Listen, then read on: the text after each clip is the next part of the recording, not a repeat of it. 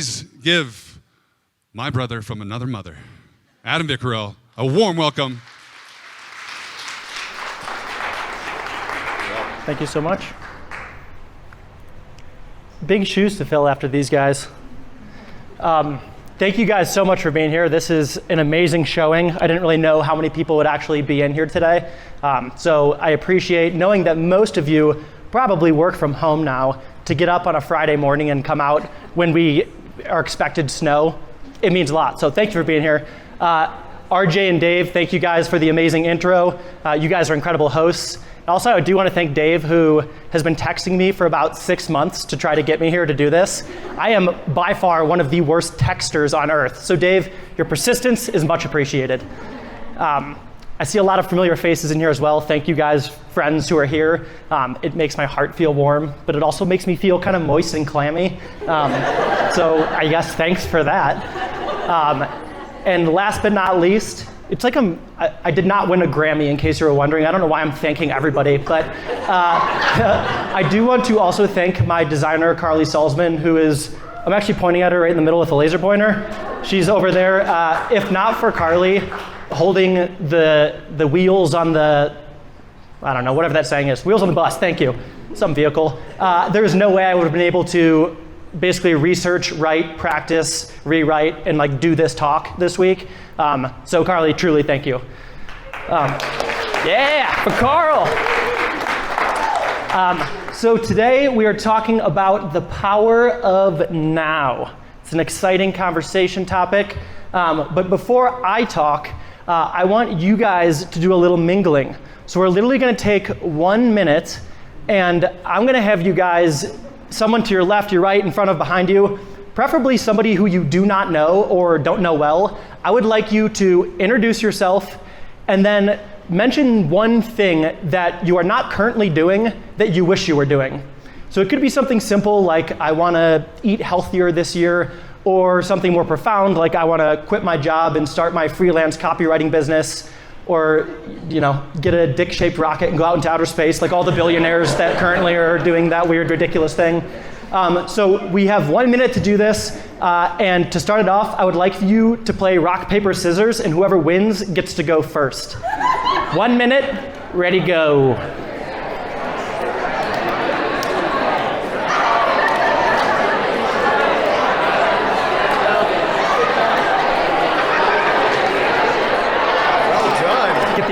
All right, thank you guys for doing that. I hope you learned something great about a complete stranger. Hold on to that information. We may or may not come back to it in a bit. But yeah, to get started here, the power of now. So this topic is something I'm very passionate about. Basically the idea of stop overthinking, start doing. I think everybody procrastinates in some way, shape, or form in their lives, and today we're gonna talk about that topic in varying ways. First, I would like to introduce myself.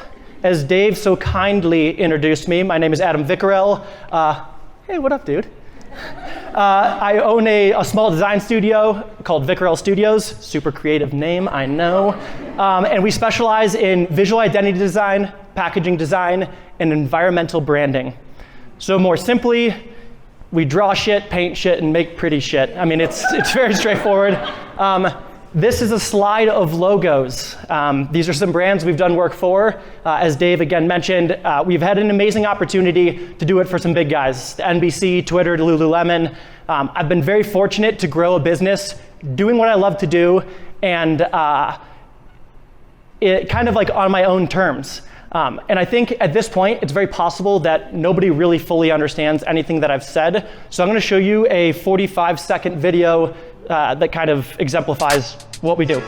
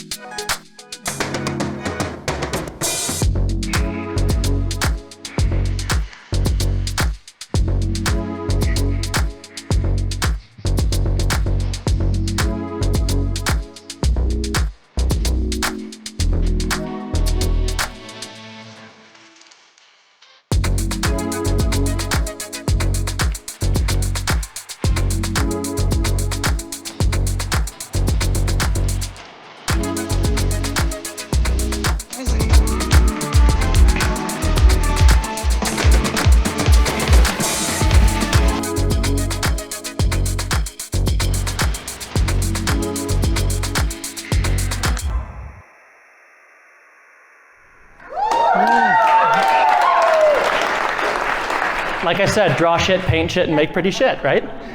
So as you can see, the work that we do is very diverse, and I've had awesome opportunities come from embracing who I am, kind of marching to the beat of my own drum, as they say, which I'm actually kind of convinced that at some point my mom went to like a pediatric counselor, was like, I think I dropped Adam on his head again. And they're like, he's not weird, he's just marching to the beat of his own drum. But truly, through doing that, I've been able to build my dream career and honestly, a dream life that has been able to come from that. So my goal today is to kind of highlight some of that process through what we talk through. I think for those of you who know me, you know that I'm probably not the most normal individual. As I said, marching to the beat of my own drum has enabled me to truly find my passions in this life. And if I tried to distill it down to one simple thing, like what is the one thing that I have done in order to find the success in my business and therefore building this quote unquote dream life, I literally think it is through acting now. The idea of not focusing on perfection and just getting started with things and then figuring it out thereafter. I speak at events like this or to college students, which quite frankly is very scary to think I'm molding the mind of somebody who's contributing to life. Not a good person to be doing that. But I hear people say, I'm a perfectionist. That's not why I've done this thing. Or I didn't want to try it because I just didn't feel ready to do it. And I'm a firm believer that perfectionism is, well, I'm not saying it's not valid. I do feel like it's an excuse. It's people who feel like, I do it myself, but you feel like you want to succeed or do it really well because you don't want people to see you fail. You don't want somebody to judge you.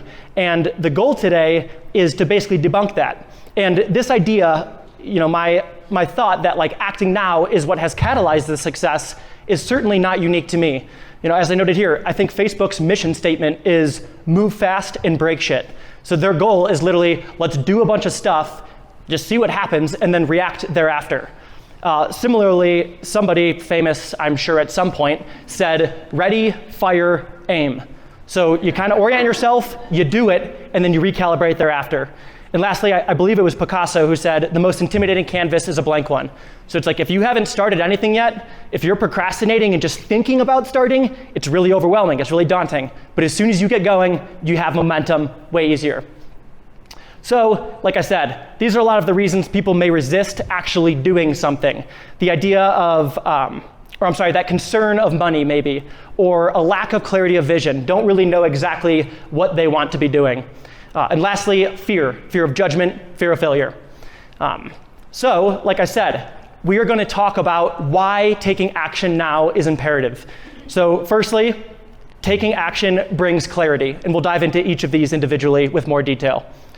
The second point, taking action, it will force you to get out of your own way. So that procrastination, that perfectionism, you'll get past that.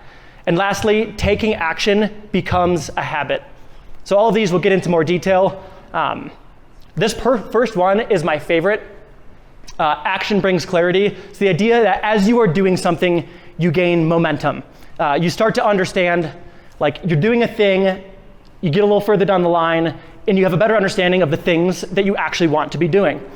And I don't know who said this quote that I'm about to read, and quite frankly, what's a creative presentation without a bunch of cliche quotes? So we're loaded up today, folks. I know you were jonesing. This was old quote, Socrates, Plato, I don't know who it was, but they famously said, procrastination is like masturbation. It feels great until you remember that you're just fucking yourself.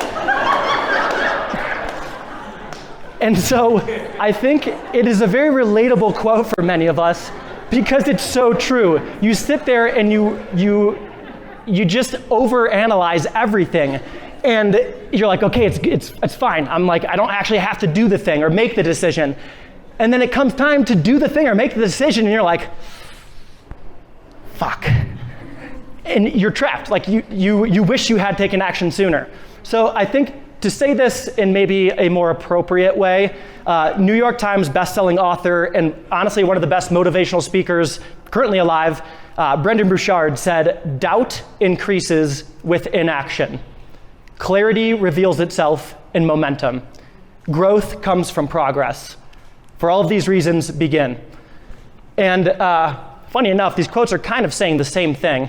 But when I heard this a year or so ago, I fell in love with it because no truer words have been spoken. When you sit there thinking about like that thing you want to do, you get so nervous, you get so self-conscious, you dream up all these fake scenarios about what people are going to say or what people are going to think. And the reality is, as soon as you get moving, as soon as you get going, everything becomes easier. So that's what he's suggesting. And I think in a similar way, if you were this, stage left, if you were this androgynous figure about to go through this creepy maze, what would you do? Like, how would you start this maze? Like, literally, anybody have a suggestion of how to start? Damn, climb the wall. Yeah, you just start, you climb the wall, you cheat. It's a cheater over here. There's innovation right here. But yeah, you would just start going. You wouldn't stand here at the beginning and like critically analyze just, so, south-southeast winds. It's like you would just start going and ultimately see where you go. You take a left, you move a little bit, you head to that end. You turn around, you take a right, you take a left, you head to that end, take a left, take a right. At some point, you're going to find yourself in the center of that maze, which I can only assume is filled with puppies, glitter, and sunshine dust, and you'd be stoked, as opposed to sitting there trying to, again, like critically analyze, like what is the right decision. So again, the idea that if your life is this maze, your career, your relationships, your personal health, stop thinking about it, just start doing it and course correct as you go. This quote, which I'm either quoting myself, I don't remember if I read this week, or if I made it up. So this is either an original quote from like 3 days ago or copyright infringement. Failure is merely a recalibration of your vision. Failure is part of your journey towards finding success. I think failure has a very negative connotation. I don't know, society did that. I don't really know why. But the reality is, experiencing failure means you're taking risk. If you're not taking risk, why would you think you'd ever advance or find success? So I think we need to reposition how we view failure and acknowledge that those little stumbles, those fumbles, they are just part of the journey. They are part of the process, and it should be expected. So you are not failing, you are making progress forward. Pretty profound, right? Point number 2, the power of now. You are your own greatest barrier. This ain't high school, folks. So I think a lot of people do express that concern of that fear of judgment, oftentimes from friends, colleagues, family. Funny enough, it's mostly strangers, but they're like, I don't know, what if people on Instagram judge me? It's like, they're people we don't know. It's crazy, and I'm not saying it's invalid. I have experienced the same thing. But when you think about it, this fear of judgment is that it's all fake. Like you're thinking about how someone might perceive something that you might do. It's like, what? What does that even mean? Like, that's the Socrates quote. And so I would say, as I said, it's not high school, folks. Like, if you guys were, or even middle school, worse, if you guys were a group of middle school girls, I'd be like, yo, you should fear failure. Like, Ashley Grant, gonna judge ya. Don't wear those jellies to class. Like, those people are relentless, terrible monsters. But we're adults now. Like, we are functioning, succeeding human beings. And the reality is, somebody who's going to sit behind a screen and judge you and mock you for trying something and failing, taking a step towards that success, is somebody who's got something else going on. So I quickly wanted to give an example or two of a time. We'll start with my judgment, fear of judgment getting in my mind and me getting over it. So 3 or 4 years ago, I had an amazing opportunity to teach a hand lettering workshop at South by Southwest on behalf of you guys hear that rain? Yeah. Wow, should we just take a nap together? It was on behalf of the largest digital lettering company in the world. It's called GoodType. There's a digital hub. But to do I'd never taught a lettering workshop. To do it on behalf of one of the most influential lettering companies in the world at like one of the biggest marketing design conferences in the world, I was very nervous. And I almost said no because I was fearful that if I went and I did it, there would be someone in the audience who is better than me, more talented than me, didn't trust my process, thought what I was saying was invalid. So I literally almost passed this incredible opportunity to teach this workshop. But thank God I didn't. I went It was a huge success. I taught 120 students for my first workshop. Very daunting when you've never taught before. And it went great. I came back to Denver, and for the remainder of the year, I taught workshops in Denver, and I ended up making 13 grand teaching workshops that year. So I found a totally new revenue stream, and that was because I got past that fear of judgment.